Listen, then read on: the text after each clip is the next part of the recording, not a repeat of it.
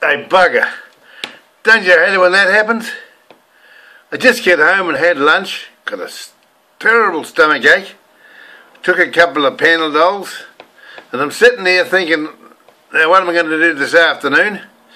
And I get the call. It's the hospital. They want me back again. My blood count, she's dropped down to 86 from 112 to 86, which means I'm bleeding inside there somewhere. So I've got to go back in and get a few more tankfuls of blood. So listen, I've got to go.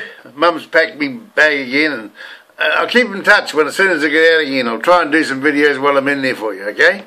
But enjoy the ones in the meantime. Yeah, sorry about that. There was Kerry on the phone. I've got to go back in the hospital. Mum's got the bag all packed. I'll see you shortly, okay? Look after yourselves and keep smiling. Don't worry about me. I'll be fine. I've beaten bigger stuff than this, okay? And I'll beat this one. Alright, bye.